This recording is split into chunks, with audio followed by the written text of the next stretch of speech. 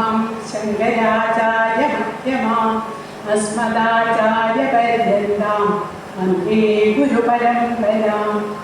യോ പ്രവിശ്യ മമ വാചമിമാം പ്രസുപ്താം സഞ്ജീവയത്യഖിലശക്തിധരസ്വധാമ്യാം അന്യാം സഹസ്രരണശ്രവണത്വകാദീം പ്രാണാൻ നമോ ഭഗവതേ പുരുഷായ തുഭ്യം. പ്രത്യങ്മുഖത്വ പരിചിത്പരജിസ്വരൂപം പ്രത്യക്ഷമാക്കിന വിഭോ പരിഭക്വകൃത്യേ പ്രത്യഗ്രശങ്കര ഭവാന്റെ ചരിത്രമെന്നും പ്രത്യക്ഷരം പരമപാവനമായി വിളങ്ങും.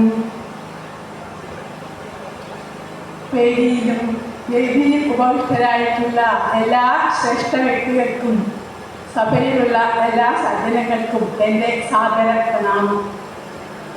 ചട്ടമ്പി സ്വാമികളുടെ 172ാം ജന്മദിനത്തോടനുബന്ധിച്ച് നടക്കുന്ന ഈ സമ്മേളനത്തിൽ ഭാഗഭാക്കാകാൻ കഴിഞ്ഞത് തന്നെ സ്വാമികളുടെ അനുഗ്രഹം കൊണ്ടാണെന്ന് ഞാൻ വിചാരിക്കുകയാണ്. സ്വാമികളെ കുറിച്ച് പറയാനുള്ളതെല്ലാം ഇവിടെ പറഞ്ഞു കഴിഞ്ഞു. അദ്ദേഹത്തെക്കുറിച്ച് ഓർക്കുമ്പോഴൊക്കെ എനിക്ക് ഈ അവധൂതോപനിഷത്തിൽ സ്വാമികളെ കുറിച്ച് അവധൂതൻ്റെ ലക്ഷണം അതാണ് എൻ്റെ മനസ്സിൽ ഓർമ്മ വരുന്നത്. യോ വിലങ്ക്യ ആശ്രമാൻ പറഞ്ഞാൻ ആത്മന്യേവ സ്ഥിതസദാ അതിവർണാശ്രമീ യോഗി അവധൂതസ്സ കഥ്യതേ.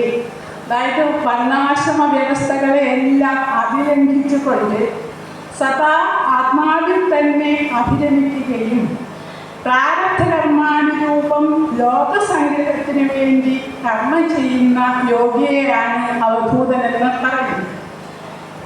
ഈ ജ്ഞാനമാകുന്ന അഗ്നിയിൽ സകല കർമ്മങ്ങളെയും അതായത് പ്രാപഞ്ചിക ബന്ധങ്ങളെ എല്ലാം ദഹിപ്പിച്ച് ഭഗവത്ഗീതയിൽ പറയുന്നുണ്ട്, ജ്ഞാനാഗ്നി സർവകർമാണി ഭസ്മസാ കുരുതേ തഥാ എന്ന്.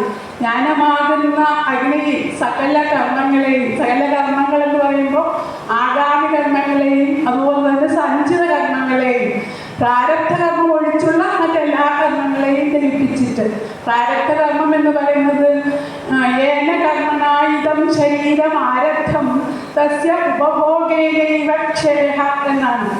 ഏത് കർമ്മം കൊണ്ടാണോ നമ്മുടെ ഈ ശരീരം ആരംഭിക്കപ്പെട്ടിരിക്കുന്നത് അത് നമ്മൾ അനുഭവിച്ച് തന്നെ തീർക്കേണ്ടുന്നതാണ്. അതുകൊണ്ട് പ്രാരബ്ധകർമ്മം അവശേഷിച്ചുള്ള മറ്റെല്ലാ കർമ്മങ്ങളും ജ്ഞാനമാകുന്ന അഗ്നിയിൽ ദഹിപ്പിച്ച് ആത്മാരാമനായി സാക്ഷാൽ ബ്രഹ്മസ്വരൂപനായി വിഹരിക്കുന്ന അവധൂതൻ സകല വർണ്ണികൾക്കും ആശ്രമികൾക്കും ഗുരുഭൂതനാണെന്ന് ഗുരുഗീതയും പറയുന്നുണ്ട്.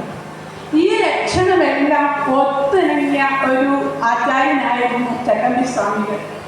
വിശ്വവിഖ്യാതന്മാരായിട്ടുള്ള ഋഷീശ്വരന്മാരാൽ പോലും ഋഷിശ്വരന്മാരാൽ പോലും പ്രകീർത്തിക്കപ്പെട്ട സർവജ്ഞത്വാദി ഗുണങ്ങളോട് കൂടിയ, നമുക്കെല്ലാവർക്കും അറിയാം, സർവജ്ഞ ഋഷിവൃത്താന്ത സത്വരു ശുഭപത്മന ആഭാതി പരമവ്യോമി പരിപൂർണ കലാനിധി ലീലയാ കാലമധികം നീത്വാന്തേശ മഹാപ്രഭു നിസ്വം ബഹുസമുസൃജ്യ സ്വം ബ്രഹ്മബഹുരാസ്ഥിത എന്ന് പ്രകീർത്തിക്കപ്പെട്ട, അതായത് ഋഷീശ്വരന്മാരാൽ പോലും പ്രകീർത്തിക്കപ്പെട്ട സർവജ്ഞത്വാദി ഗുണങ്ങളോട് കൂടിയ മഹാനുഭാവനായിരുന്ന ചട്ടമ്പി സ്വാമികൾ ഭഗവത്ഗീതയിൽ പറയുന്നത് പോലെ ലഭന്തേ ബ്രഹ്മനിർവാണം ഋഷയ ക്ഷീണകൽമഷാഃ ഛിന്നദ്വൈതാഃ യഥാത്മാനഃ സർവഭൂതഹിതേരതാഃ. ജീവൻമുക്തനായി ശുദ്ധ സ്നേഹത്താൽ പ്രചോദിതനായി സകല ചരാചരങ്ങളിലും വർത്തിക്കുന്നത് ഒരേ പരമാത്മ ചൈതന്യം തന്നെയാണെന്ന ബോധത്തോടെ ലോകഹിതത്തിനായി സഹജീവികളുടെ നന്മയ്ക്കായി അനവരതം പ്രയത്നിക്കുകയും ഒരു ലീലാവിനോദം എന്നതുപോലെ തൻ്റെ ശരീരവും മനസ്സും ബുദ്ധിയും ലോകത്തിന് വേണ്ടി സമർപ്പിച്ച, ഗീതയിൽ പറയുന്നത് പോലെ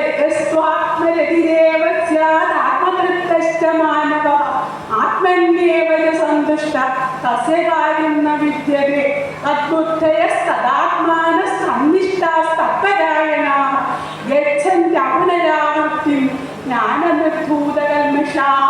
അവര് ആത്മാരാമന്മാരായി തൻ്റേതല്ലാത്തതായ ഈ ശരീരത്തെ ഉപേക്ഷിച്ച് ബ്രഹ്മവപുസ്സിനെ പ്രാപിച്ച ഋഷിവര്യനായിരുന്നു ചട്ടമ്പി സ്വാമികൾ. അപ്പോൾ ഇങ്ങനെ അഹിംസ പരമോ ധർമ്മ എന്നുള്ള തത്വത്തിൽ അധിഷ്ഠിതനായിക്കൊണ്ട് തന്നെ അഹിംസാ പ്രതിഷ്ഠായാം തത്സന്നിധോ വൈരത്യാഗ എന്നുള്ളതായ പാതഞ്ജല യോഗസൂത്രത്തെ തൻ്റെ പ്രാവർത്തികമാക്കി സ്വജീവിതത്തിലൂടെ പ്രാവർത്തികമാക്കിയ മഹാനുഭാവനായിരുന്നു ചട്ടമ്പി സ്വാമികൾ. ഇങ്ങനെയൊക്കെയുള്ളതായ ഗുരുക്കന്മാരെ നമ്മൾ അനുസ്മരിക്കുന്നതിലൂടെ നമ്മുടെ മനസ്സും സംശുദ്ധമാവുകയും അവരുടെ കൃപാകടാക്ഷം നമുക്കുണ്ടാവുകയും ചെയ്യുമെന്ന് ഞാൻ കരുതുകയാണ്. ഗുരോരനുഗ്രഹാലേവ ഉമാൻ പൂർണ്ണപ്രശാന്തേ എന്നുള്ള വാക്യവും ഇവിടെ അനുസ്മരണീയമാണ്. ഇത്രമാത്രം പറഞ്ഞുകൊണ്ട് ഞാൻ എൻ്റെ വാക്കുകൾ ഉപസംഹരിക്കുന്നു. നന്ദി, നമസ്കാരം.